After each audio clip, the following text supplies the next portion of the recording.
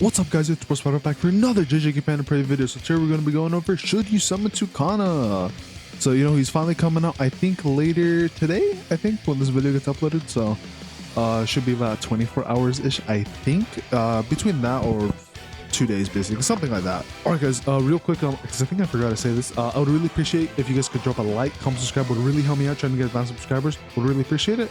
And yeah, with that being said, let's get on to the rest of the video. But yeah, he's gonna be basically coming out soon, so very cool. Of course, he's also going to be having another recollection bit, and as you guys can notice here, he is also a limited character, so keep that in mind as well. Also, of course, with him we have some new events, basically a free recollection bit from his event as well. And this is overall what we're getting. So Sukana, new recollection bit on his banner, and then one from the event itself, which we may or may not get a free 10 roll on, but most likely I'd imagine we will. Of course, as we all know, or maybe some of you guys don't know, he is a triple S tier DPS character. He is the strongest DPS character currently in the game. That may or may not change though with the new Gojo that is out on JP though. I don't know how good that Gojo is because it looks like he's not added yet to the tier list here, but I'd imagine at the very least, bare minimum, that new Gojo is probably a double S tier. And then Shoko, I'm pretty sure, is probably a triple S tier like support from what it sounds like to me. Anyways, let's go over what our boy does. What exactly makes him so good here? All right, so we're rocking with. So he has equal stats, more or less for Jutsu and Taijutsu, slightly more for Jujutsu though. He has a characteristic where he cannot be assigned to Itadori on the team. Okay, that's interesting. I guess that makes sense, right? Because he is, using Itadori's body in this case. Which, however, this could mean something else in the future. Bit of manga spoilers, but I'll get to that in a little bit. As this could mean something for a future Sukana if you guys have been keeping up with the manga or may have gone spoiled a little bit like me. Anyways, we'll go over the here instead. So let's see. So skill 1, know your place, deals 130 ranged Jutsu damage to one enemy, and you fill your own ultimate gauge by 100. Inflict one stack of 20% continuous Jutsu damage, so a DOT debuff for the enemy, which is pretty good, for 3 turns. And then each stack of laceration increases additional damage of laceration by an extra 20%. So basically they get an increased amount of DOT damage, or damage over time if you guys don't know what that is, or dot if you just want to call it dot. And then if skill restriction status is active, skill cannot be used. So it looks like if you have some sort of new status here, you are not allowed to use skill 1 from it sounds like. And then at level 10 we're basically doing more damage. And then that is pretty much it. Okay, so basically just playing DOT, you're filling your ultimate gauge up, and then you're doing like a decent amount of damage basically. Okay, skill 2, show me. It costs 0 curse energy, so that's pretty cool. So you deal 235 melee physical damage to one enemy, 3 hits, medium chance to crit on each of those, so that's pretty cool. And increases your own critical hit rate by 30% for 3 turns, that's really good. And you increase your own critical hit damage by 50% for 3 turns, which is also very, very good. You can definitely stack those up at least 2 to 3 times. And then if your skill restriction status is active, like what I mentioned before, now the skill changes to a new effect. Still doesn't cost any curse energy, which is good. Now you're increasing your own damage dealt by 50% one time, and the higher your own curse energy is when the skill is activated, the greater the damage dealt increase up to 150 115 curse energy. That's a pretty big boost right there. And then now you're also dealing 300 physical damage to one enemy with 3 hits. And then the enemy now receives a debuff of 30% increased damage received for 3 turns as well. And then this is basically the percentages here. So your crit rate's like a 70% chance to crit. And then 50% all hits. I'm not sure what this second part is. Basically it's saying 70% hit the chance to crit here. And I'm guessing the other part's probably like 50% chance to crit on the other part. Now level 10. Now for the without the skill restriction status, he's dealing Sukana's now dealing 350. And then you're increasing your own critical hit rate by 45 now, and you're increasing your own critical damage by 75, so pretty big. So basically getting 15 more crit rate at level 10, and you're getting an extra like 25 basically. Yeah, you're getting an extra 25 on crit damage. That's pretty cool. And then the second part, when you do have the skill restriction status activated, you're basically dealing more damage, more physical damage. You're going from 300 to 451, which is pretty huge. And then now you're inflicting a 45 increased damage received to the enemy instead of a 30, so basically an extra 15% there. So yeah, pretty good. And then a level 8, if you guys are curious, basically without the status it's 327, and then 41 crit rate, 69 crit damage, kind of funny. And then but with the status it is going to be 417 melee physical damage and 41 increased damage received.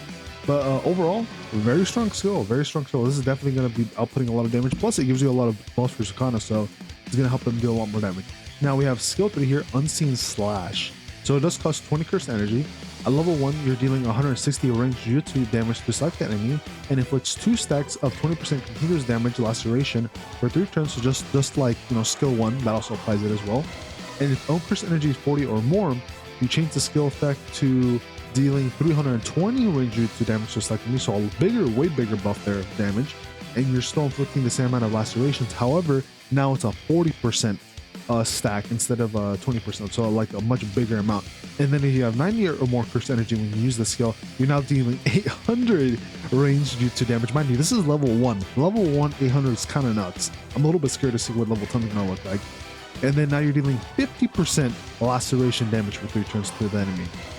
That is very strong. I do wonder what the max cap of laceration is, but I'd imagine since it does say it is for 3 turns, the max cap you could probably apply is, you know, if you were to apply it 3 times, you'd probably get like, I guess it would depend, right? Because how much cursed energy you have, right? Because if you save up your cursed energy, you could probably get like spam like maybe the 50% 3 times, so you get like 150 maybe. You could maybe mix it up with like 50, then like 40, and then 20. That could potentially be another thing you could do. Or if you do 3 stacks of 20, you're getting at least a 60% if you're only doing the skill 1 here. So that could also be another thing you can do. I think at the bare minimum, yeah, the bare minimum what you could get or inflict on an enemy is like 60% for like 1 turn of laceration. See, I think that's pretty much it, right? Yeah, and then it does also have, if skill restriction status activated, this skill can also not be used. Okay, so it looks like this is the only one.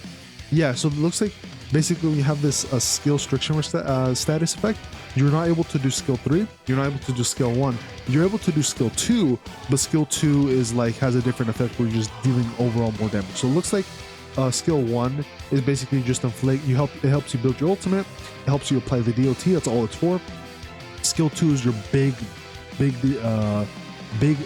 damage number skill, basically where you're dealing like a bunch of damage and applying buffs, so it's like your buff and big damaging skill. And then skill 3 is like a mix, to be honest, it's kind of a mix of skill 1 and 2, skill 1 and 2, where basically it's big damage, but you're also applying the DOTs here, right? Because you're getting big damage of 800, but then you're also inflicting more, you know, bigger percentage amount of the stacks of the DOT here, which is pretty cool. Of course, it depends on your cursed energy, so if you have a little bit lower, you might only get like 40 or 20 here, but if, you know, you're still doing pretty good damage. Anyways, at level 10, we're looking at the base one, the first one, right, with you know, very little cursed energy, 240 damage. And then the second one, where you have 40 cursed energy, now it's going from 320 to 480. And then if you have 90 or more, you're going from 800 to 1200. So basically you're dealing as much damage as some characters do with their ultimate for percentages wise. So that is very fucking nuts, or like crazy. Like that is literally like some old characters in the game, that is basically around the level of how strong their ultimate is, and you're basically dealing that with just the skill 3. Granted, right, you do have to basically use spam like between skill 1 and 2 to, you know, save up your cursed energy.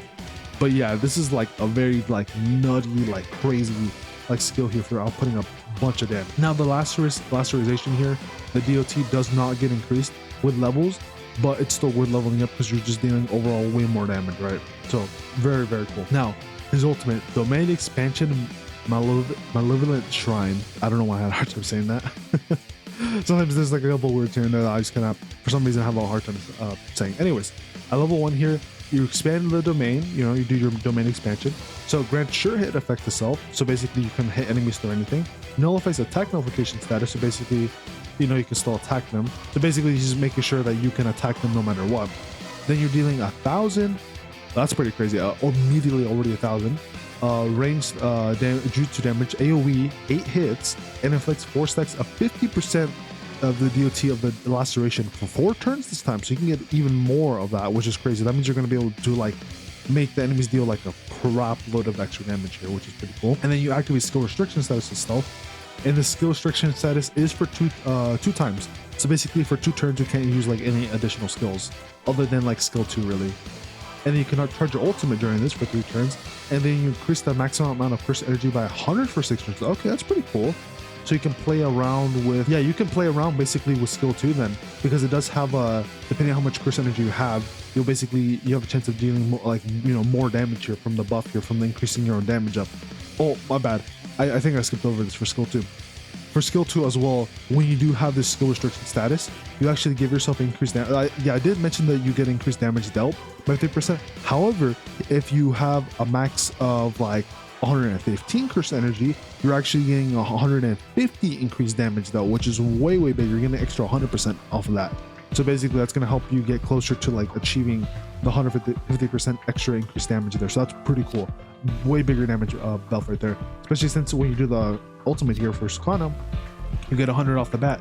So basically, if you really wanted to, or if you kind of were smart about how you have your curse energy, you have 100, and then maybe like the next turn or whatever after you do the ultimate, if you have something that gives you extra curse energy or something, you could get the extra 15 there. Bing bada boom, 150 increased damage dealt basically for your skill 2. So that's pretty cool. All right, and then let's see what else. And he recovers his own curse energy by 200. Wait, what? Hold on, wait, memory this one. Increase the maximum amount of curse energy by 100. Oh, okay. I think is that, I think what it's saying actually is however much curse energy Sukana can hold, he can hold an additional 100, and then he's recovering 200. I think that's what that's saying actually. Yeah, I think that's what that's saying. So basically, whatever Sukana's max like curse energy like threshold is. So yeah, his max curse energy is 100 here. This one, you know, skill 2 literally says 115, right? So basically when you do the ultimate, you're able to get to a cap of 200. And the cool thing is the Sukana actually gives you 200. So yeah, you literally will 100% after you do the ultimate, you can do the full effects of skill 2 here. So that's pretty cool. And then I'm assuming if you were to save it a little bit, you could probably abuse some of skill 3 once the skill restriction is like gone basically after the 2 turns, right? So that's really cool. So basically you're able to just like get the full effect of skill 2 once you do have that skill restriction. Like it's debuff, but it's more so like a status, right? And then basically skill restriction is that some skills cannot be used and then decreases by 1 at the start of each turn. So yeah, basically have to wait 2 turns for it to go away. Now at level 10, we're looking at 1,680 range jutsu damage to all enemies. Okay, low-key was kind of expecting like maybe 2k or something because of how crazy he's supposed to be as DPS, but I mean overall it's still really good, right? Like his skill 3 is like a literal like mini ult, right? It's a literal mini ult with the max amount of damage, right? Depending on your curse energy. And then I'm assuming skill 2 is probably going to do a lot on its own as well. That's yeah, because the base amount is 450, which is like about the same level as like an ultimate almost. And then plus all the other effects here, they're going to be doing a lot of damage. So basically he has like 2 skills here where they're like mini ults almost. But his ultimate wise, all he's really getting at level 10 is just more damage, which is still worth it, right? Because, you know, you're getting overall more damage. But I guess nothing too crazy for leveling up other than, yeah, you get like an extra 500, almost 600 damage to the ultimate there. Now his combo here basically increases his own and the allies break damage by 10% for 2 turns, so nothing that crazy. And of course you feel everybody else's ultimate gauge by 110. Now he has a couple auto skills here. So reverse curse technique at the start of a turn recovers own HP based on frequency of hit received. If a skill can hit multiple times, still count as 1 hit received. Okay, interesting.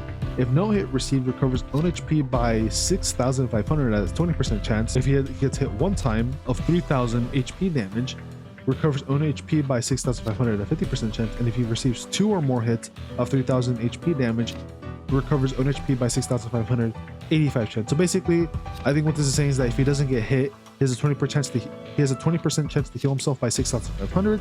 And then if he gets hit 1 time by this threshold of 3k, if he loses 3k HP basically, then he'll have a 50% chance to recover 6,500, which is still pretty good because that basically means he's recovering almost like a bit more than double almost basically here of his HP. And then if he gets hit 2 times of the same amount, so basically if he gets hit by a total of, if he loses 6,000 basically is what I'm assuming here. Though I guess it's more like, yeah, so it'd be like 6,000 total, but it's more like if he gets hit by like one enemy that hits him for 3k, and then he gets hit again by another enemy that is like a 3k minimum, then he'll recover 6,500 HP, but it'll be like a higher chance to do it. But if he gets hit like once and then he gets hit again, but that second time is like under the 3,000 like damage threshold, then he won't get like this 80% chance. He'll still only get the 50% chance to heal him basically, is what I'm understanding here. I mean, it's not too bad. Still pretty good amount of healing, I think. I actually don't know if that amount's pretty good, but it sounds pretty good to me. Like 6,500 for healing's pretty cool. And he has this other one here, King of Curses. So at the start of battle, just like Itadori almost, he has immunity to poison, darkness, and soul stun, confusion immunity to self, and then grants immunity to instant death effects caused by soul damage to self, and then grants 3% flame resistance to self. So basically, he is like immune to almost every single debuff in the game, and he actually has resistance to flame basically. So if you ever fight against Jogo, he's gonna basically be like, you know, it's almost like a cakewalk for him, you know, because he's gonna have that nice resistance there. And then whenever he crits, he increases his own damage dealt by 30% for 2 turns, and he recovers his own cursed energy by 20%, so, or by 20, my bad, which is pretty cool. And then if you receive a hit of 3,000 HP damage, basically, so if you get hit for 3,000 of your HP, you have a 50% chance to increase your own physical and Jujutsu stab by 20% for 2 turns. And if a skill can hit multiple times, it still counts as one. So basically, you only get the buff like the one time you get hit for that threshold, if it does proc by 50%. So yeah, pretty cool. So basically, he has one skill here to help him heal himself. He has another skill here that helps him be immune and resistance to some like debuffs. He has, you know, he has some other stuff here to increase his own damage dealt, recover some cursed energy, and then also be able to give himself a taijutsu physical damage buff by 20% for 2 turns. So yeah, overall, pretty good. You can definitely see why he's a pretty nutty like DPS character. Low key though, like I said, I was kind of thinking that the ultimate is going to be like a little bit more, but to be fair, I guess it's fine because most characters in the game for the higher DPS thresholds, like Team Gojo or like Itadori, their ultimates are around 1,600, so that's kind of like a premium like threshold currently. But I'm assuming this is going to probably be increasing sometime in the near future, where we will probably see deals 2,000 ranged whatever damage, or deals 2,000 something damage to an enemy, most likely. But yeah, overall, a very good kit. Highly would recommend if you really want a nice busted DPS character, because that's all he's really doing here, while also being a bit self-sufficient, to be honest, because he's able to heal himself. He's giving himself damage buffs here. He's able to give himself the cursed energy from his ultimate to apply to like help him do his skill 2 big damage hit. I like the max capability that it can do. So yeah, very good unit here, very self-sufficient. Would highly recommend, like I said. Also, if you guys know how I read the manga or how it's unfold, you guys will understand how this can apply, this little tidbit here can apply to a future Sukana in the future, like in like several years from now, most likely, right? Whenever the game does catch up. So that should be pretty interesting to see this characteristic coming back in the future. Which actually, this might mean this characteristic might come back for Toji. If you guys are caught up with the anime at least, then you guys will know what I'm talking about with Toji, how this can apply to him most likely. Though I guess it kind of wouldn't really matter, you know, given the context of all that stuff, but you know, it's like a couple like different things. Anyways, to get a recollection bit to look at, we actually have 2 of them. So we have this one, and then we have the other one, which is from the event itself. You're not gonna lie, I thought the Sukana one from the event would be like a damage dealing one. Apparently not. Apparently it's actually 4 ones, which is pretty interesting. So we'll go over the one from the banner. So this is the one from the banner here, basically. So this one is, oh, that's interesting. So apparently you're not getting the usual percentages or something. Oh, this is a little bit weird. So you're getting HP here. You're getting HP percentage, and then there's no taijutsu on this, but there's Jujutsu on this. For some reason, it says 7%, but I don't know. I don't know if that's like unleveled or what exactly. But yeah, maybe it's like unleveled or something instead of like the max amount here. But anyways, what we're more interested in, of course, is what it does. So when you do your ultimate, you increase your own damage dealt by 85%. That's already fucking busted. But mind you, this is like base recollection bit for 2 turns, only for blue type characters, right? Blue type attack characters. So they have to be blue and they have to be attacked. Right? Now, if you have 1 dupe into it, at the 7th turn, you increase your own jutsu stat by 10% for 2 turns, up to 1 time during battle. Okay, that's kind of lame a little bit. I mean, granted, it already gives you a big boost as is, but just getting like a generic 20 or like 10% for 2 turns is just kind of whatever. They could have definitely made this like something else, I think. But I'm assuming it's probably because they want to make it too bust, right? Because if you look at 3 dupes, now you're dealing and you're increasing your own damage by 90%, right?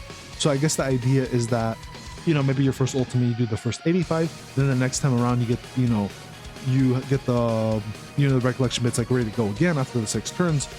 On the 7th turn, basically, or maybe the 8th turn, basically when you activate this, now you're getting, oh Okay, well, I was gonna say you would get an 100% damage boost, but not really, because you're increasing your own damage by 90%. But this is increasing your own jujutsu by 10%, so not really, I guess. But still really good. Like, this is really fucking busted, right? Like 90% on the max is pretty crazy. I'd say this is probably one that I'd say is probably worth leveling up.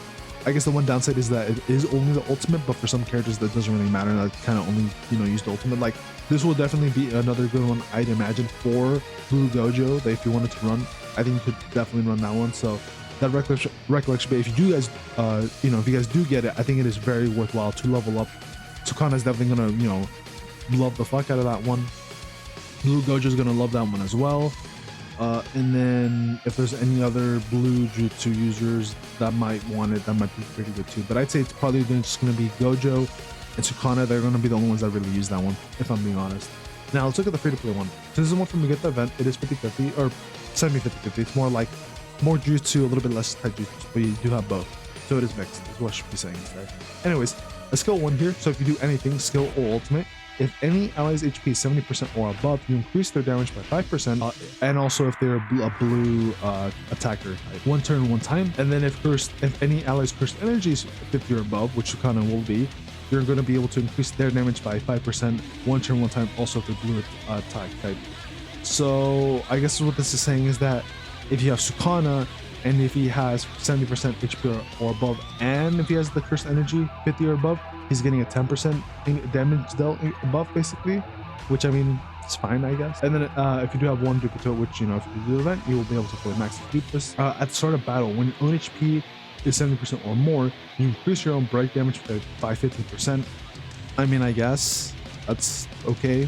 Doesn't really seem that crazy. I guess the cool thing is that it's just like a infinite 15% break damage for forever. I mean, I guess that's cool. And then if you do have it fully, and then when you do fully max stupid, now you're increasing allies, one ally, mind you, because I think this is only for 1 ally. Yeah, it's only for 1 ally. You're increasing their damage dealt by 8%. So now you're gonna like, you know, if you meet both of the requirements, now you're gonna be able to buff Sukana or Blue Gojo, or, you know, whoever else is a blue attacker type by 16% increased damage dealt.